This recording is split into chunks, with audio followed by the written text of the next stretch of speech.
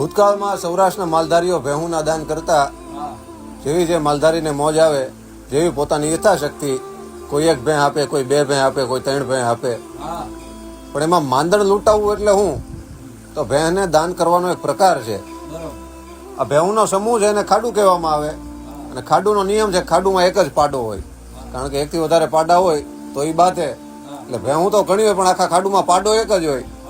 અને જે માલધારી હોય એનો જે કોઈ આશ્રિત, એનો કવિ, એનો માગણીયાત આવે અને એ આ પાણીમાં બેહેલી ભેહુંને વાંભ નાખે અને પાડાની પહેલા પાડાની મર જેટલી ભેહું ઊભી થાય એટલી ભેહું એ આશ્રિતને, એ માગણીયાતને દાન દઈ દેવી, એને માંદણ લૂંટે એવું કહેવાય.